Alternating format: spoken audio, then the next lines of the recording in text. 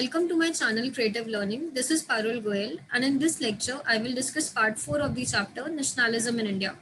इस लेक्चर में हम डिस्कस करेंगे सिविल डिसोबीडियंस मूवमेंट के बारे में। फरवरी 1922 के अंदर महात्मा गांधी जी ने डिसाइड करा था कि नॉन कॉपरेशन मूवमेंट को विड्रॉ कर देना चाहिए।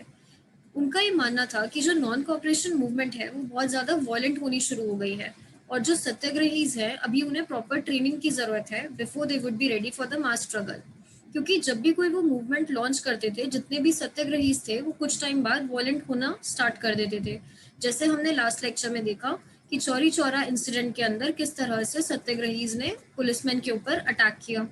So within the Congress, some leaders were by now tired of the mass struggle and they wanted to participate in the elections to the provincial councils that had been set up by the Government of India Act of 1919. अब कांग्रेस और गांधी जी मिलकर किसी movement को launch करते थे, तो जो कांग्रेस के कुछ लीडर्स थे वो अब तक स्ट्रगल करते करते थक चुके थे और वो ये चाहते थे कि हम इलेक्शंस के अंदर एंटर करें। Elections to the provincial council से हम समझ सकते हैं जैसे इंडिया के अंदर स्टेट इलेक्शंस होते हैं, यूपी के इलेक्शंस अलग हो रहे हैं, बिहार के इलेक्शंस अलग हो रहे हैं, तो उसी तरह से जो कांग्रेस लीडर्स थे वो चाहते थे कि हम प्रोविंशियल काउंसिल्स के अंदर एंटर करें, जो कि किसके थ्रू सेटअप हुए हैं according to the government of India act of 1919। ये 1 मार्क के लिए इंपॉर्टेंट है कि प्रोविंशियल काउंसिल्स के अंदर जो उन्होंने एंटर करा था वो किस एक्ट के जरिए था। It was according to the government of India act of 1919। They felt that it was important to oppose British policies within the councils, argue for reform, and also demonstrate that these councils were not truly democratic. अब जो कांग्रेस के कुछ leaders थे वो ये चाहते थे कि हम ब्रिटिशर्स की काउंसिल के अंदर एंटर करें और एंटर करने के बाद में जो इंटरनल पॉलिटिक्स होती है उसके जरिए हम उनकी पॉलिसीज को अपोज करें, रिफॉर्म के लिए आर्ग्यू करें और ये डेमोन्स्ट्रेट करें कि ये जो काउंसिल सेटअप हो रही है ये पूरी तरह से डेमोक्रेटिक नहीं है, इसके अंदर ब्रिटिशर्स अपनी अपनी ही चलाते हैं, लेकिन ऐसे शो करते हैं कि हम इंडियंस की भी सहमति ले रहे हैं। C.R. Das and Motilal Nehru formed the Swaraj Party within the Congress to argue for a return to council politics. अब जो C.R. Das थे और जो मोतीलाल नेहरू जी थे, they formed the Swaraj Party. This question is also important for 1 mark कि C.R. Das और मोतीलाल नेहरू जी ने Swaraj party को फॉर्म किया था with in the Congress. Congress एक बहुत बड़ी पार्टी है, उतनी बड़ी पार्टी के अंदर इन्होंने अपनी एक छोटी सी स्वराज पार्टी बनाई to argue for a return to council politics. But जो यंग लीडर्स थे, जो यूथ थे, देवदी जवाहरलाल नेहरू और सुभाष चंद्र बोस जो थे, वो ये कहते थे कि हमें रेडिकल मास एजिटेशन करना होगा। Radical mass agitation is like कोई स्ट्रिक्ट एक्शन करना होगा, थोड़ा सा स्ट्रिक्टनेस से हम ब्रिटिशर्स को अपोज कर सकते हैं, थोड़ा सा हमें रेडिकल होना पड़ेगा। We need to oppose Britishers, थोड़ा सा वॉयलेंट होकर, तभी हम अपनी फुल इंडिपेंडेंस ले सकते हैं।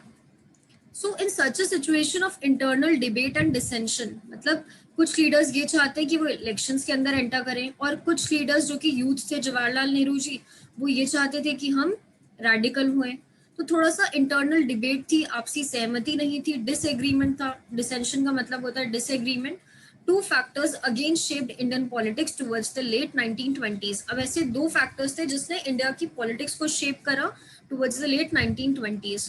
पहला था effect of world wide economic depression. Now we know कि वर्ल्ड वॉर 1 होने के बाद में बहुत ज्यादा इकोनॉमिक डिप्रेशन हो गया था। इकोनॉमिक डिप्रेशन मतलब कि बिजनेस बहुत ज्यादा डाउन जाने शुरू हो गए थे, मंदी आ चुकी थी बिजनेस में, लोगों के पास अपने कॉमन रिसोर्सेज को पूरा करने के लिए पैसे बिल्कुल कम होते थे।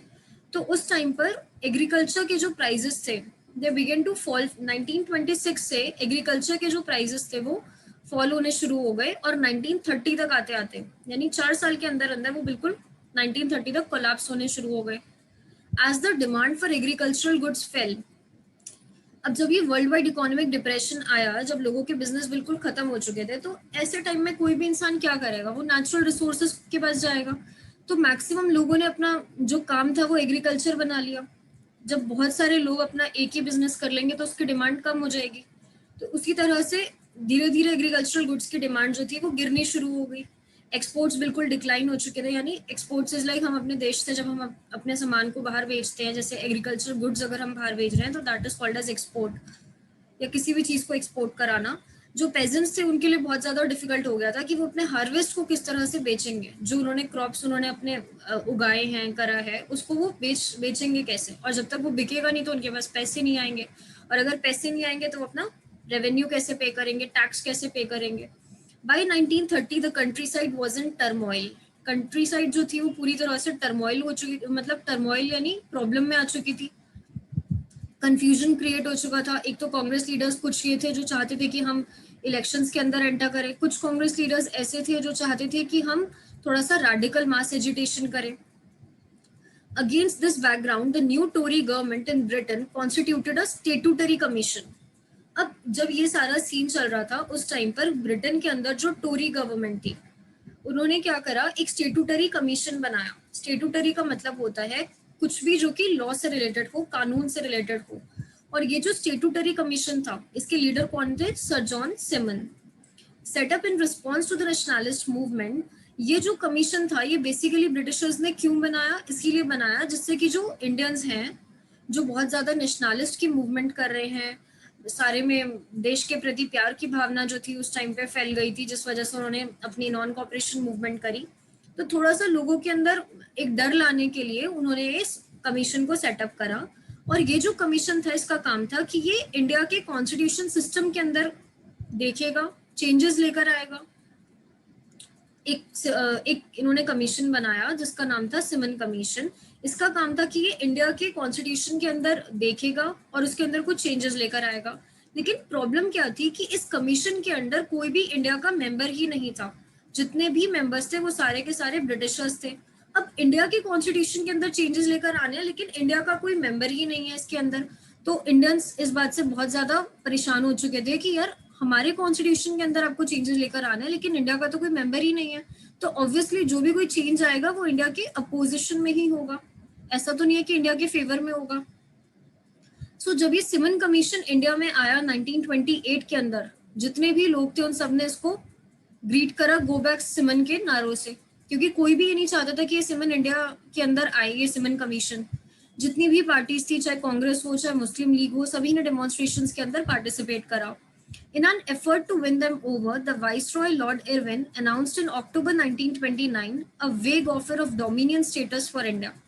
अब लोग बाग जब इतना ज्यादा अपोज कर रहे थे सिमन कमीशन को, तो उस टाइम पर जो वाइसरॉय लॉर्ड इरविन थे उन्होंने अक्टूबर 1929 के अंदर, जैसे 1928 में हमारा सिमन कमीशन आया, तो 1929 तक जब लोगों ने बिल्कुल अपोज करना शुरू कर दिया था कि नहीं भाई सिमन कमीशन नहीं होना चाहिए, उस टाइम पर लॉर्ड इरविन ने एक वेग ऑफर इज लाइक हवा में कोई भी ऑफर देना, खोखला ऑफर जो कि कुछ था ही नहीं, लेकिन उन्होंने ऐसे ही इंडिया वालों को बेवकूफ बनाने के लिए वो ऑफर निकाला। वो क्या था, डोमिनियन स्टेटस। डोमिनियन स्टेटस का मतलब ये होता है कि उन्होंने बोला ब्रिटिशर्स ने कि इंडिया के लीडर्स को हम खड़ा करेंगे इंडिया से, मतलब हवा में एक ऑफर दिया कि इंडिया के भी हम लीडर्स बनाएंगे, तो मतलब इंडिया के मेंबर्स को भी हम कहीं ना कहीं इंक्लूड करेंगे। बट ये जो ऑफर था इसका कोई यूज ही नहीं था, क्योंकि इंडिया के लीडर्स तो बनेंगे बट जो उनका एक्चुअल लीडर है वो कौन होगा, ब्रिटिशर्स ही होंगे। क्योंकि मतलब सर्वोपरि जो है वो कौन रहेगा, ब्रिटिशर रहेंगे। तो इस ऑफर की कोई वैल्यू ही नहीं थी। जो मेन डिसीजन था वो किसके हाथ में, ब्रिटिशर्स के हाथ में। तो ये केवल इंडिया को बेवकूफ बनाने के लिए उन्होंने ये ऑफर निकाला, that was dominion status in an unspecified future. ये भी नहीं डिक्लेयर करा कि हम इसको कब लॉन्च करेंगे कब नहीं लॉन्च करेंगे, बस उन्होंने ऐसे ही इसको निकाला जिससे कि लोग बाग थोड़ा बहुत इससे अट्रैक्ट हो जाएं कि डोमिनियन स्टेटस आ गया इंडिया के लिए। And a round table conference to discuss a future constitution, but this did not satisfy the Congress leaders, क्योंकि कांग्रेस के लीडर्स ये समझ गए थे कि यार इसमें हमारा कोई बेनिफिट ही नहीं होगा, ये लोग आखिर कंट्रोल तो अपने ही हाथ में रखेंगे ना। सो हम इस पिक्चर से देख सकते हैं कि किस तरह से बहुत सारे लोगों ने सिमन कमीशन को अपोज किया। The radicals within the Congress, led by Jawaharlal Nehru and Subhash Chandra Bose, became more assertive.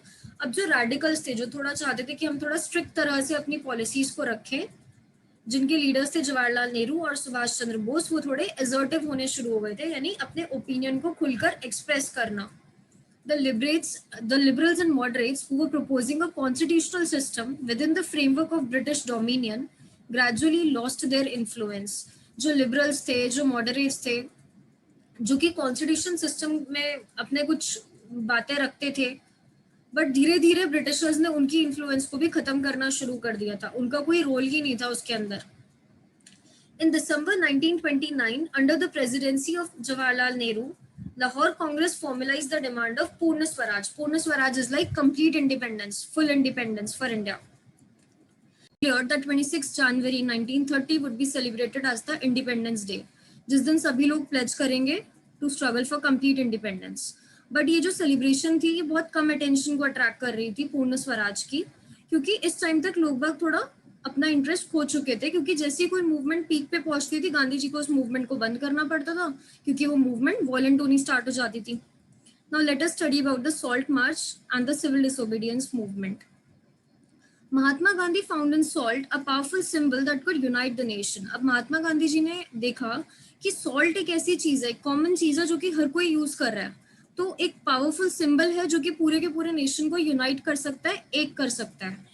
On 31st January 1930, he sent a letter to Viceroy Irwin stating 11 demands. अब होता क्या, 31st जनवरी 1930 को गांधी जी ने एक letter भेजा viceroy Irwin को, जिसके अंदर 11 डिमांड्स थी.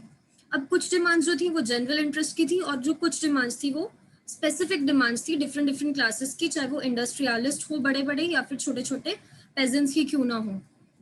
The idea was to make the demands wide-ranging so that all classes within the Indian society could identify with them and everyone could be brought together in a united campaign. अब गांधी जी का जो main idea था वो क्या था कि जितनी भी डिमांड्स है वो सारी की सारी वाइड रेंजिंग हो, जिससे कि चाहे कोई रिच है चाहे कोई पुअर है, वो सभी लोग उसके अंदर मूवमेंट के अंदर पार्टिसिपेट कर सके and everyone could be brought together in a United campaign. होता क्या था, कोई किसी की बात आ रही है, किसी की बात मूवमेंट के अंदर नहीं आ रही, तो गांधी जी चाहते थे कि चाहे कोई रिच हो चाहे कोई पुअर हो, हर का जो मेन गोल है स्वराज के प्रति वो चीज इस मूवमेंट के अंदर शामिल हो. The most stirring of all was the demand to abolish the salt tax. अब इसके अंदर जो मोस्ट सरप्राइजिंग था that was the demand to abolish the salt tax.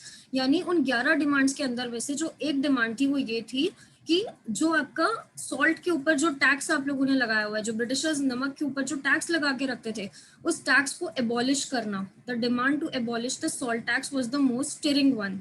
Salt was something consumed by the rich and the poor alike. अब नमक एक ऐसी चीज है, चाहे कोई रिच है चाहे कोई पुअर है, सबको नमक को तो यूज करना ही पड़ता है. And it was one of the most essential item of food, क्योंकि नमक के बिना कोई भी खाने की आइटम नहीं बन सकती. The tax on salt and the government monopoly over its production. अब होता क्या था, जो ब्रिटिश गवर्नमेंट थी उन्होंने अपनी मोनोपोली बना रखी थी कि नमक के ऊपर जो भी कोई नमक की प्रोडक्शन है वो सारी ब्रिटिशर्स के थ्रू ही होगी. So Mahatma Gandhi declared revealed the most oppressive face of British rule. अब गांधी जी चाहते थे कि नमक के ऊपर जो आपने टैक्स लगा रखा है, जो अपनी मोनोपोली कर रखी है कि नहीं भाई नमक की प्रोडक्शन तो केवल ब्रिटिशर्स ही करेंगे, वो मोनोपोली खत्म हो जानी चाहिए. अकॉर्डिंग टू 11 डिमांड्स जो उन्होंने लेटर भेजा था, उसके अंदर में से एक डिमांड थी कि आप नमक के ऊपर जो टैक्स है उसे एबॉलिश कर दो. महात्मा गांधी का जो लेटर था ये वाला जो उन्होंने लॉर्ड इरविन को भेजा, वो एक तरीके का अल्टीमेटम था. अल्टीमेटम से हम क्या समझते हैं, एक लास्ट वार्निंग थी कि अगर आपने डिमांड पूरी नहीं करी तो हम अपनी मूवमेंट लॉन्च कर देंगे. एक तरह से वो एक लास्ट वार्निंग थी. If the demands were not fulfilled by 11 मार्च, अगर 11 मार्च तक आपने हमारी डिमांड्स को फुलफिल नहीं किया तो लेटर क्या स्टेट करता था कि कांग्रेस अपनी पूरी की पूरी सिविल डिसोबीडियंस मूवमेंट को लॉन्च कर देगी. Irwin was unwilling to negotiate. So Mahatma Gandhi started his famous salt march accompanied by 78 of his trusted volunteers. अब जो लॉर्ड इरविन थे उन्होंने उनकी डिमांड नहीं मानी, तो महात्मा गांधी जी ने अपनी फेमस सॉल्ट मार्च को शुरू करा, और जिसके अंदर उनको 78 ट्रस्टेड वॉलंटियर्स ने सपोर्ट करा था. 1 मार्क क्वेश्चन में पूछा जा सकता है कि जो मेन वॉलंटियर्स थे वो कितने थे, तो दे वर 78. द डांडी मार्च बहुत फेमस मार्च थी है, गांधी जी को इसी नाम से जाना जाता है कि उन्होंने साबरमती आश्रम से लेकर के डांडी तक एक मार्च करी थी. That March was Dandi March. The March was over 240 miles. कितनी दूर थी ये मार्च जो थी, साबरमती आश्रम से लेकर के डांडी तक 240 माइल्स का डिस्टेंस थी, from Gandhi ji's ashram in Sabarmati to the Gujarati coastal town of Dandi. The volunteers walked for 24 days. उन्होंने 24 डेज तक वॉक करी, about 10 miles a day. Thousands came to hear Mahatma Gandhi wherever he stopped. अब जैसे मार्च करते करते जहां पर भी गांधी जी बीच में रुकते थे, रेस्ट करते थे, वहां पर बहुत सारे लोग आते थे, उनसे बातचीत करते थे, उनकी बातों को सुनते थे, और गांधी जी उन्हें बताते थे कि स्वराज का जो मेन आइडिया है वो क्या है. गांधी जी लोगों को समझाते थे कि किस तरह से आप पीसफुली ब्रिटिशर्स को अपोज कर सकते हो, सत्याग्रह के पथ पे चल के बिना वॉयलेंट हुए. On 6 April he reach Dandi. अब 6 अप्रैल को सभी लोग डांडी पहुंचते हैं and ceremonially violated the law manufacturing salt by boiling sea water. अब गांधी जी ने जब 6 अप्रैल को दांडी पहुंचे तो उन्होंने उस दिन अपना सॉल्ट को मैन्युफैक्चर करा बाय बॉइलिंग सी वाटर, और इस तरह से उन्होंने जो ब्रिटिशर्स का जो टैक्स था एक तरह से उस पॉलिसी को खत्म कर दिया था खुद से सॉल्ट मैन्युफैक्चर करके। इस पिक्चर से भी हम देख सकते हैं कि किस तरह से गांधी जी अपनी दांडी मार्च कर रहे हैं, जिसके अंदर बहुत सारे लोगों ने उन्हें सपोर्ट किया था along with women.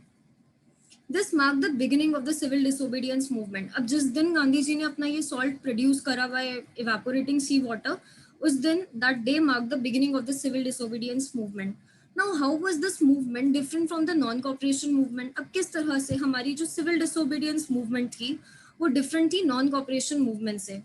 People were now asked not only to refuse cooperation with the British। अब इस मूवमेंट के अंदर क्या था, जैसे कि नॉन कॉपरेशन मूवमेंट जो हमारी 1921 के अंदर हुई थी, उसके अंदर लोगों को केवल ये कहा जाता था कि आप ब्रिटिशर्स को कोऑपरेट मत करो, आप उनके फॉरेन गुड्स को बॉयकॉट कर दो, लिकर शॉप्स को पिकेटेड करना शुरू कर दिया था। बट अब सिविल डिसोबीडियंस मूवमेंट के अंदर इन्होंने लॉज को तोड़ना भी शुरू कर दिया, but also to break colonial laws. Thousands in different parts of the country broke the salt law। अब हमारे कंट्री के अंदर से ही बहुत सारे लोगों ने इस कानून को तोड़ा, सॉल्ट लॉ को तोड़ा by manufacturing salt and demonstrated in front of government salt factories। और जो गवर्नमेंट की जो सॉल्ट फैक्ट्रीज होती थी, जो ब्रिटिशर्स की सॉल्ट फैक्ट्रीज होती थी, वहां पे जाके ये लोग बहुत ज्यादा डेमोन्स्ट्रेशंस करने लग गए थे। Now as the movement spread, foreign cloth was boycotted and liquor shops were picketed। जैसे जैसे मूवमेंट फैलनी शुरू हुई सिविल डिसोबीडियंस मूवमेंट की, फॉरेन क्लॉथ को लोगों ने दोबारा से बॉयकॉट करना शुरू कर दिया था, लिकर शॉप्स के आगे उन्होंने धरने देने शुरू कर दिए थे। पेजेंट्स रिफ्यूज टू पे रेवेन्यू एंड चौकीदारी टैक्सेस। जो पेजेंट्स थे हमारे, फार्मर्स जो थे, उन्होंने रिफ्यूज कर दिया था कि हम टैक्स पे नहीं करेंगे, चौकीदारी टैक्सेस नहीं देंगे। विलेज ऑफिशियल्स ने रिजाइन कर दिया था, और बहुत सारी जगह पर जो फॉरेस्ट पीपल थे उन्होंने अपने फॉरेस्ट लॉज को तोड़ दिया था, गोइंग इनटू रिजर्व फॉरेस्ट। जैसे कि ब्रिटिशर्स की पॉलिसी के अंडर उनको रिजर्व फॉरेस्ट में एंटर नहीं करना होता था अपनी गाय भैंसों को चराने के लिए या फिर वुड के लिए, बट अब उन्होंने वहां पर भी एंटर करना शुरू कर दिया था। तो एक तरह से उन्होंने ब्रिटिशर्स की बहुत सारे लॉज को तोड़ना शुरू कर दिया था। Worried by the developments, the colonial government began arresting the Congress leaders one by one। अब इतने सारे लोग बाग अपने अपने लॉ तोड़े जा रहे हैं ब्रिटिशर्स के, तो उनकी तो वैल्यू ही खत्म हुई जा रही है। तो उन्होंने क्या करा, लोगों को डराने के लिए लीडर्स को पकड़ना शुरू कर दिया और जेल में डालना शुरू कर दिया। This led to violent clashes in many places. अब इन लीडर्स में से एक इम्पॉर्टेंट लीडर जिनका एग्जाम्पल हमारी एनसीईआरटी ने दिया हुआ है वो है Abdul Ghaffar Khan. When Abdul Ghaffar Khan, a devout disciple of Mahatma Gandhi, was arrested। Abdul Ghaffar Khan का एग्जाम्पल हमें याद रखना होगा कि जब इनको अरेस्ट कर लिया था अप्रैल 1930 के अंदर, तो बहुत सारे लोगों को गुस्सा आया था और उन्होंने पेशावर की गलियों के अंदर बहुत ज्यादा अपने उनके प्रति मतलब उनके लिए उन्होंने नारे लगाए कि नहीं भाई आपको अब्दुल गफर खान को अरेस्ट नहीं करना चाहिए था। लोगों को बहुत ज्यादा गुस्सा आ गया था कि एक इंपॉर्टेंट लीडर को उन्होंने अरेस्ट कर लिया था। Facing armed cars and police firing, police ने फायर कर दी थी, इसके अंदर बहुत सारे लोगों की डेथ हो गई थी। A month later when Mahatma Gandhi himself was arrested. अब इसके 1 मंथ बाद जब महात्मा गांधी जी को अरेस्ट कर लिया था, तो जो इंडस्ट्रियल वर्कर्स थे शोलापुर के अंदर, उन्होंने पुलिस पोस्ट पे अटैक करा। अब गांधी जी तो मेन लीडर थे, अगर उन्हीं को अरेस्ट कर लेंगे तो लोगों को तो गुस्सा आएगा, ये तो नेचुरल है। तो लोगों ने पुलिस पोस्ट पे अटैक करना शुरू कर दिया, म्युनिसिपल बिल्डिंग्स के ऊपर अटैक करना शुरू कर दिया, लॉ कोर्ट्स को अटैक करा, रेलवे स्टेशन पर अटैक करा, all structures that symbolize the British rule। A frightened government responded with a policy of brutal repression। Peaceful satyagrahis के ऊपर अटैक करा, मतलब कि जो ब्रिटिश गवर्नमेंट थी उनको ये लग रहा था कि लोग बाग तो अपनी अपनी चला रहे हैं, उनकी तो कोई सुन ही नहीं रहा था, तो उन्होंने लोगों को मारपीट करनी शुरू कर दी। इनफैक्ट उन्होंने विमेन और चिल्ड्रन को भी मारा and about 1 lakh people were arrested. In such a situation, Mahatma Gandhi once again decided to call off the movement। अब जब ये मूवमेंट बहुत ज्यादा वॉलेंट होनी शुरू हो गई थी, तो गांधी जी ने दोबारा से इस मूवमेंट को फिनिश कर दिया था, मतलब एंड कर दिया था, and entered into a pact with Irwin on 5 March 1931। और गांधी जी ने लॉर्ड इरविन के साथ एक पैक्ट साइन किया। By this Gandhi-Irwin Pact, Gandhi ji consented to participate in a round table conference। अब ये गांधी-इरविन पैक्ट क्या था?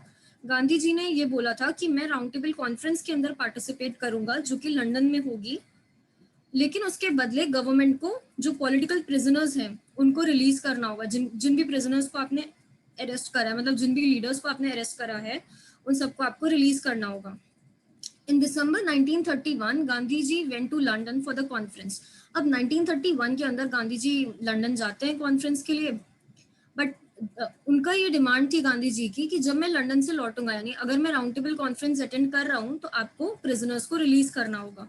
बट लेकिन ऐसा कुछ नहीं हुआ। जब गांधी जी लौट कर आए तो उन्हें डिसअपॉइंटेड लौटना पड़ा क्योंकि प्रिजनर्स को रिलीज नहीं किया गया था। Back in India he discovered that the government had begin a new cycle of repression.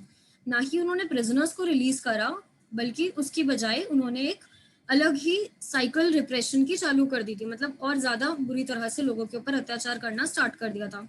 Gruffudd Khan and Jawaharlal Nehru व बोथ इन जेल, उन दोनों को जेल भेज दिया गया था। कांग्रेस को इलीगल डिक्लेयर कर दिया था and a series of measures had been imposed to prevent meetings, demonstrations and boycotts. और मतलब कुछ ऐसे मेजर्स कर दिए थे कि लोग जो हैं वो अपनी मीटिंग्स नहीं कर सकते, डेमोन्स्ट्रेशंस नहीं कर सकते, बॉयकॉट नहीं कर सकते। तो उन्होंने बहुत ज्यादा अपने रिप्रेसिव मेजर्स लागू करने शुरू कर दिए थे। जबकि गांधी जी की तो ये डिमांड थी कि अगर मैं राउंड टेबल कॉन्फ्रेंस के अंदर पार्टिसिपेट करूंगा तो आप प्रिजनर्स को रिलीज करना। बट ऐसा कुछ नहीं हुआ। इनफैक्ट कांग्रेस को इलीगल डिक्लेयर कर दिया गया था और डेमोन्स्ट्रेशंस वगैरह को करना बंद हो गया था। With great apprehension Mahatma Gandhi relaunch the civil disobedience movement. अब गांधी जी बहुत ज्यादा डिसअपॉइंट हो गए थे कि मैं राउंड टेबल कॉन्फ्रेंस में भी गया बट लेकिन वहां जाने का उल्टा नुकसान ही हो गया। तो उन्होंने अपनी दोबारा से सिविल डिसोबीडियंस मूवमेंट को रीलॉन्च कर दिया था। For over a year the movement continued. एक साल तक मूवमेंट चलती रही बट 1934 तक आते आते मूवमेंट ने अपना मोमेंटम खो दिया था, क्योंकि अब लोगों को इंटरेस्ट ही नहीं आ रहा था। गांधी जी जैसे ही कोई मूवमेंट लॉन्च करते थे, जैसे ही वो मूवमेंट पीक पे पहुंचती थी, वायलेंट हो जाती थी, गांधी जी उस मूवमेंट को बंद कर देते थे। तो कुछ मैक्सिमम लोगों का इंटरेस्ट इन मूवमेंट पे से खत्म होना शुरू हो गया था। अब हम डिस्कस करते हैं कि किस तरह से डिफरेंट डिफरेंट ग्रुप्स ने सिविल डिसोबीडियंस मूवमेंट के अंदर पार्टिसिपेट करा। Now let us now look at the different social groups that participated in the civil disobedience movement. Why did they join the movement? क्यों उन्होंने सिविल डिसोबीडियंस मूवमेंट के अंदर join करा? उनके क्या आइडल्स थे? उनके लिए स्वराज का क्या मतलब था? Let us study.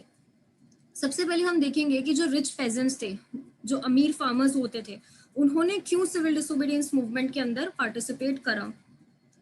In the countryside, the rich peasant communities like the Patidars of Gujarat and the Jats of UP were active in the movement. अब countryside के अंदर जो rich peasant communities थी, जैसे कि Patidars of Gujarat, Jats of UP, they were active in the movement. ये नाम हमें याद रखने होंगे, 1 मार्क के लिए इंपॉर्टेंट है। Patidars of Gujarat and the Jats of Uttar Pradesh, being producers of commercial crops, they were very hard hit by the trade depression. अब कमर्शियल क्रॉप जैसे कि कॉटन है, जूट है, इनके अंदर ये इनको प्रोड्यूस करते थे, तो ये काफी रिच फार्मर्स होते थे and they were very hard hit by the trade depression. जो हमारा ग्रेट इकोनॉमिक डिप्रेशन हुआ था, उससे इनको बहुत ज्यादा नुकसान फेस करना पड़ा था and the falling prices. As their cash income disappeared, इनकी कैश इनकम बिल्कुल खत्म होनी शुरू हो गई थी and they found it impossible to pay the government's revenue demand. अब इनकी तो सेल बिल्कुल हो ही नहीं रही थी उस टाइम पे, तो इनका जो बिजनेस था वो बिल्कुल डाउन जा चुका था। तो इनको बहुत ज्यादा प्रॉब्लम होती थी कि जो गवर्नमेंट के टैक्सेस हैं उनको कैसे पे करें and the refusal of the government to reduce the revenue. और गवर्नमेंट ने भी मना कर दिया था कि हम टैक्स को रिड्यूस नहीं करेंगे। तो इस वजह से जितने भी फार्मर्स थे, जो बड़े बड़े फार्मर्स थे, उनके बीच बहुत ज्यादा एंगर का मूवमेंट हो गई थी, जैसे वाइड स्प्रेड रिजेंटमेंट। रिजेंटमेंट मतलब anger. These rich peasants became enthusiastic supporters of the civil disobedience movement. अब ये जो बड़े बड़े peasants होते थे, ये सपोर्ट करते थे सिविल डिसोबीडियंस मूवमेंट को, organising their communities and at times forcing reluctant members to participate in the boycott programmes. अब ये सिविल डिसोबीडियंस मूवमेंट को बहुत अच्छे से सपोर्ट करते थे, कम्युनिटीज को ऑर्गेनाइज करते थे, और जो लोग मूवमेंट में इच्छुक नहीं होते थे, जो लोग नहीं करना चाहते थे, उनको भी समझाते थे कि नहीं भाई तुम भी इसके अंदर पार्टिसिपेट करो।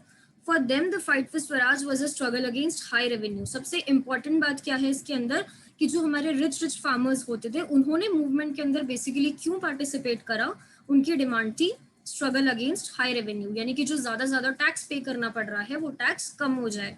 But they were very deeply disappointed when the movement was called off in 1931। लेकिन ये जो रिच पेजेंट्स थे, ये बहुत ज्यादा डिसअपॉइंट हो गए थे जब मूवमेंट को बंद कर दिया था 1931 के अंदर, without the revenue rates being revised.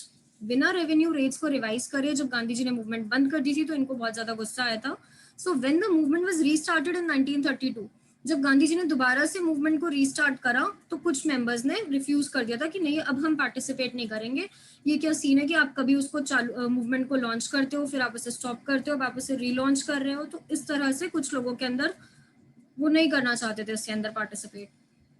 अब हम देखते हैं कि पुअर पेजेंट्स ने सिविल डिसोबीडियंस मूवमेंट के अंदर क्यों पार्टिसिपेट किया। The poor pageantry were not just interested in the lowering of the revenue demand. अब जो गरीब हमारे फार्मर्स थे वो केवल इसलिए इंटरेस्टेड नहीं थे कि जो आपका टैक्स है वो रिड्यूस हो जाए। उनमें से जो छोटे छोटे फार्मर्स होते हैं जो किसी और की जमीन के अंडर काम कर रहे होते हैं, जो जमीन बड़े बड़े लैंडलॉर्ड्स की होती है, तो वो ये चाहते थे कि जो हमारा जो रेंट है वो रेंट कम हो जाए या फिर हमें रेंट ना देना पड़े। एज द डिप्रेशन कंटिन्यूड, अब इस डिप्रेशन, ग्रेट इकोनॉमिक डिप्रेशन से हार्डशिप तो सभी को फेस करनी पड़ रही थी। तो छोटे जो फार्मर्स थे वो ये चाहते थे कि जो उनको रेंट देना पड़ रहा है वो रेंट ना देना पड़े। They wanted the unpaid rent to the landlord to be remitted. जो उनका अनपेड रेंट है, जो उनका पुराना रेंट उन्होंने नहीं पे कर पा रहे थे, वो रेंट अब उन्हें ना देना पड़े। They joined a variety of radical movements often led by socialist in communities. Communist, जो सोशलिस्ट और कम्युनिस्ट होते थे वो इन गरीब पेजेंट्स के सपोर्ट में बहुत ज्यादा मूवमेंट करते थे, तो ये लोग भी उनको सपोर्ट करते थे। सो बेसिकली जो हमारे गरीब फार्मर्स थे उनका क्या मेन मोटिव था इसके अंदर पार्टिसिपेट करने का, कि जो उनको रेंट देना पड़ता था वो रेंट या तो कम हो जाए या फिर जो उनका रेंट उन्होंने बहुत टाइम से नहीं दिया है वो रेंट उन्हें ना देना पड़े। Apprehensive of raising issues that might upset the rich pageants and landlords. अब जो कांग्रेस थी उन्हें डर था कि जो इनके जो इश्यूज हैं, अगर ये लोग अपने बड़े बड़े जमींदार लोगों को जिनकी जमीन के अंदर इन्होंने काम करा, अगर ये उनको रेंट नहीं देंगे तो इससे बड़े जमींदार को तो प्रॉब्लम होगी। और अगर उनको प्रॉब्लम होगी तो वो तो रिच है, वो पैसे देते हैं कांग्रेस को जिससे कि वो अपनी मूवमेंट अच्छे से कर पाए, तो उनको प्रॉब्लम हो जाएगी। तो इसी वजह से कांग्रेस ने इनके ऊपर ज्यादा ध्यान नहीं दिया, क्योंकि अगर इनके ऊपर ध्यान देंगे तो जो बड़े फार्मर्स थे उनको प्रॉब्लम हो जाएगी, और अगर उनको प्रॉब्लम होगी तो इनके पास पैसा नहीं आएगा, कांग्रेस के पास पैसे नहीं आएंगे तो इनकी मूवमेंट ढंग से लॉन्च ही नहीं हो पाएगी। तो इसी वजह से कांग्रेस ने छोटे फार्मर्स के ऊपर इतना ध्यान नहीं दिया, उनके नो रेंट कैंपेन के ऊपर इतना ध्यान नहीं दिया, ज्यादा फोकस किसके ऊपर करा, रिच पेजेंट्स के ऊपर करा। So the relationship between the poor pageants and the Congress remain uncertain. जो रिलेशनशिप थी पुअर पेजेंट्स के बीच में और कांग्रेस के बीच में, कांग्रेस उनके ऊपर ज्यादा ध्यान नहीं देती थी तो इनकी रिलेशनशिप बिगड़ती रहती थी। नेक्स्ट हम देखते हैं बिजनेस क्लासेस के बारे में, कि बिजनेस क्लास ने क्यों मूवमेंट के अंदर पार्टिसिपेट किया। What about the business class? How did they relate to the civil disobedience movement? Now, during the First World War, Indian merchants और industrialists ने बहुत ज़्यादा profit कमाया था उस time पर, and they became powerful during that time. Keen on expanding their business, they now reacted against colonial policies that restrict business activities. अब जो बड़े बड़े businessmen होते थे उनका main motive क्या था कि वो civil disobedience movement में क्यों participate करें। इनका मेन मोटिव ये था कि जो ब्रिटिशर्स की पॉलिसीज हैं जो कि बिजनेस एक्टिविटीज को रिस्ट्रिक्ट कर रही हैं वो पॉलिसीज बंद हो जाए। They wanted protection against import of foreign goods. वो चाहते थे कि इंपोर्ट होना बंद हो जाए। ब्रिटिशर्स क्या करते थे, अपने देश का सामान ला करके इंडिया में बेचते थे और बहुत कम कम रेट्स पे बेचते थे। अब लोग बाग उन्हीं का ज्यादा सामान खरीदते थे और ये जो बिजनेस क्लास लोग थे जो अपनी बढ़िया फैक्ट्रीज में से रिच अपना महंगा सामान बेचना चाहते थे, कोई उन्हें खरीदेगा ही नहीं जब उसके आगे उनका सस्ता सामान बिकेगा तो। So they wanted protection against import of foreign goods under rupee sterling foreign exchange ratio. Foreign exchange ratio क्या होता है, जब डॉलर का प्राइस अप डाउन जाता है, इसकी वजह से बिजनेस में बहुत ज्यादा हार्डशिप फेस करनी पड़ती थी। To organise business interest they form the Indian Industrial and Commercial Congress in 1920। अब इन बिजनेस इंटरेस्ट को प्रोटेक्ट करने के लिए उन्होंने अपनी एक Indian Industrial and Commercial Congress बनाई 1920 के अंदर। एंड द FICCI, इसकी फुल फॉर्म भी इंपॉर्टेंट है, Federation of the Indian Chamber of Commerce and Industries. 1 mark question के हिसाब से ये पॉइंट बहुत इंपॉर्टेंट है। Led bye prominent industrialist like पुरुषोत्तम दास ठाकुर दास। जो बड़े बड़े इंडस्ट्रियलिस्ट थे वो ही इन दोनों मूवमेंट को चला रहे थे, FICCI को और ये हमारी Indian Industrial and Commercial Congress वाली मूवमेंट को। जो हमारे बड़े इंडस्ट्रियलिस्ट थे जैसे कि Purushottam Das Thakur Das and GD Birla, they were the leaders. The industrialists attacked colonial control over the Indian economy and supported the civil disobedience movement when it was first launched. जो ये बड़े लीडर्स थे ये अटैक करते थे कॉलोनियल कंट्रोल के ऊपर, मना करते थे कि नहीं भाई आप ऐसा मत करो कि अपने देश का सामान लाके यहाँ पे सस्ते रेट पे बेच रहे हो, इससे इंडिया के जो बड़े बिजनेसमैन हैं उनको प्रॉब्लम हो रही है। And they were supporters of the civil disobedience movement. उन्होंने बहुत सारे पैसे भी दिए थे इन मूवमेंट के अंदर कि आप इन्हें अच्छे से सक्सेसफुली कर पाओ। They gave financial assistance and refused to buy or sell imported goods. Most businessmen came to see Swaraj as a time. जितने भी बड़े businessmen थे, उनके लिए स्वराज का एक ऐसा मतलब था जब colonial restrictions खत्म हो जाएंगी business के ऊपर से, colonial restrictions finish हो जाएंगी और जो ट्रेड एंड इंडस्ट्री है वो फ्लरिश होनी स्टार्ट हो जाएगी. दैट मीन्स कि वो इम्पोर्टेड, सबसे पहली चीज ये थी उनकी बिजनेसमैन की कि इम्पोर्टेड सामान को इंडिया में ला करके मत बेचो. उससे क्या हो रहा है कि जो इनका जो बिजनेस है उसके अंदर डाउनफॉल जा रहा है. But after the failure of the round table conference business groups were no longer uniformly enthusiastic. अब जब कोई भी मूवमेंट लॉन्च हो रही है, जैसे ही वो पीक पे पहुंचती है मूवमेंट बंद हो जाती है. राउंड टेबल कॉन्फ्रेंस का भी इतना इफेक्ट हुआ नहीं, तो जो बिजनेस ग्रुप्स थे वो इतने एंथुजियास्टिक नहीं थे, उनका एनर्जी मूवमेंट के प्रति कम हो गई थी. They were apprehensive of the spread of militant activities. वो थोड़े घबराए हुए थे. एप्रीहेंसिव मतलब वरिड थे of the spread of militant activities and worried about prolonged disruption of business as well as of the growing influence of socialism among the younger members of the Congress. उनको थोड़ा डर था कि कहीं militant activities ज़्यादा बढ़नी शुरू ना हो जाए और बिजनेस के ऊपर ज़्यादा डिस्ट्रप्शन ज़्यादा टाइम तक रहेगी तो और नुकसान चला जाएगा. नेक्स्ट हम देखते हैं वर्किंग क्लास ने सिविल डिसोबीडियंस मूवमेंट के अंदर क्यों पार्टिसिपेट किया. The industrial working classes did not participate in the civil disobedience movement in large numbers. अब जो हमारे लेबर टाइप लोग होते हैं, जो बहुत छोटे छोटे लेबर्स होते हैं, उन्होंने इतना पार्टिसिपेट नहीं करा सिविल डिसोबीडियंस मूवमेंट के अंदर ज़्यादा बड़े जत्थों के अंदर, except in the Nagpur region. Nagpur region एक एक्सेप्शन था, अदरवाइज मैक्सिमम लेबर वगैरह ने इस मूवमेंट में इतना पार्टिसिपेट नहीं करा था. As the industrialists came closer to the Congress, industrialists मतलब जो हमारे बड़े बड़े बिजनेसमैन थे, जैसे जैसे वो इस मूवमेंट में ज्यादा बढ़ते थे, वर्कर्स को थोड़ा अलग रखा जाता था, उनको आइसोलेट रखा जाता था. ऐसा क्यों था? क्योंकि अगर उनकी डिमांड को ज्यादा देखेंगे तो बिजनेसमैन का लॉस जाएगा. क्योंकि जो वर्कर्स होते थे उनका मेन डिमांड क्या होती थी कि आप हमारी तनख्वाह बढ़ा दो, जो हमारे लो वेजेस हैं वो थोड़े बढ़ जाए. तो इस वजह से अगर वो उनको सपोर्ट करेंगे तो बिजनेसमैन को प्रॉब्लम होगी, और अगर बिजनेसमैन को प्रॉब्लम होगी तो उनके पास प्रॉफिट नहीं जाएगा, जैसे कि हमने रिच पेजेंट्स और गरीब पेजेंट्स का सीन देखा था. But in spite of that, some workers did participate in the civil disobedience movement, selectively adopting some of the ideas of the Gandhian program. लेकिन इसके बावजूद भी कुछ हमारे वर्कर्स ने पार्टिसिपेट करा मूवमेंट के अंदर, जैसे कि बॉयकॉट करना फॉरेन गुड्स को, और इनकी जो मेन डिमांड थी दैट वाज लो वेजेस को थोड़ा बढ़ा दिया जाए और उनकी जो वर्किंग कंडीशन है उसको थोड़ा सुधारा जाए. There were strikes by railway workers in 1930 के अंदर थोड़े बहुत स्ट्राइक्स हुए थे. And dock workers in 1932. Dock workers क्या होते हैं? जो शिप के अंदर होर्डिंग वगैरह का काम करते हैं, लोडिंग अनलोडिंग वगैरह. इन 1930 thousands of workers in the छोटा नागपुर टिन माइंस वोर गांधी कैप्स. 1930 के अंदर बहुत सारे जो वर्कर्स थे छोटा नागपुर रीजन में, दे वोर Gandhi caps and participated in protest rallies and boycott campaigns. तो एक एग्जाम्पल है, ये इंपॉर्टेंट है 1 मार्क क्वेश्चन के लिए, और ये लॉन्ग टाइप क्वेश्चन में भी आ सकता है कि किस तरह से अलग अलग सोशल ग्रुप्स ने सिविल डिसोबीडियंस मूवमेंट के अंदर पार्टिसिपेट किया था. But the Congress was reluctant to include workers' demand as part of its program of the struggle. But जो कांग्रेस थी, जैसे कि वो पुअर पेजेंट्स को इतना सपोर्ट नहीं करती थी, उनको ज्यादा सपोर्ट करेगी तो रिच वालों को प्रॉब्लम हो जाएगी, रिच को अगर प्रॉब्लम होगी तो पैसा आना बंद हो जाएगा. तो उसी तरह से ये इन वर्कर्स को भी इतना सपोर्ट नहीं करती थी. It felt that this would alienate industrialists and divide the anti-imperial forces.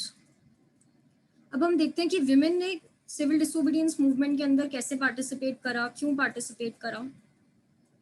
Another important feature of the civil disobedience movement was the large-scale participation of women. एक important feature था civil disobedience movement का कि इस time तक women ने भी बढ़ चढ़कर इस movement में अपना योगदान दिया. During Gandhiji's salt march, thousands of women came out of their homes to listen to him. They participated in protest marches. जितनी भी protest marches थी उनके अंदर इन्होंने participate करा. Salt manufacturing के time पे भी उनकी help करी, and they picketed foreign cloth and liquor shops. Foreign cloth के लिए बॉयकॉट करना, लिकर शॉप्स के आगे धरना देना, उन सब चीज़ों के अंदर विमेन ने भी इसमें बढ़ चढ़कर पार्टिसिपेट करा. Many went to jail. बहुत सारी विमेन जो थी उनको जेल भी जाना पड़ा. In urban areas these women were from high cast families. अब शहरों के अंदर ये जो विमेन होती थी ये अच्छी फैमिलीज की होती थी, और रूरल एरियाज के अंदर भी ये रिच पेजेंट हाउस होल्ड से ही थी, बिलोंग करती थी. Move by Gandhi ji's call, they began to see service to the nation as a sacred duty of women. Gandhi ji की बातों से इनको ऐसा रियलाइज हुआ कि अपने देश के प्रति सर्विस करना एक विमेन की सीक्रेट ड्यूटी है। Yet this increased public role did not necessarily mean any radical change in the way the position of women was visualized. अब मानते हैं कि विमेन का बहुत ज्यादा योगदान था सिविल डिसोबीडियंस मूवमेंट के अंदर, बहुत सारी विमेन ने पार्टिसिपेट करा, बट स्टिल इसका मतलब ये नहीं है कि उस टाइम पे लोगों की क्या मेंटालिटी थी विमेन के प्रति, वो इतनी चेंज तब भी नहीं हुई थी। उनकी जो पोजीशन थी, जो विमेन को जिस तरह से देखा जाता था, एज्यूम करा जाता था, वो इतना चेंज नहीं हुआ था, ऑल्दो उनका बहुत ज्यादा रोल था मूवमेंट के अंदर। Gandhi ji was convinced that it was the duty of women to look after home and heart and be good mothers and good wifes. Gandhi ji इस बात को मानते थे कि ये हर विमेन की ड्यूटी बनती है कि वो अपने घर का ध्यान रखे, अपनी फैमिली का ध्यान रखे, they should be good mothers and good wives. And for a long time the Congress was reluctant to allow women. बहुत टाइम तक जो कांग्रेस थी वो रिलक्टेंट थे, वो नहीं चाहते थे कि हम विमेन को कोई पोजीशन दें, कोई अथॉरिटी दें, कोई पावर दें। कांग्रेस का ऐसा मानना था कि विमेन को अभी ना ही इंक्लूड करें तो अच्छा रहेगा, क्योंकि उस टाइम पे विमेन को थोड़ा लो माना जाता था। इट वॉज कीन only on the symbolic presence कि हाँ ठीक है मूवमेंट में पार्टिसिपेट कर लो, लेकिन एक अथॉरिटी संभालने की जो पावर है वो उस टाइम पर मेन को ही दी जाती थी, विमेन को नहीं दी जाती थी। So thank you.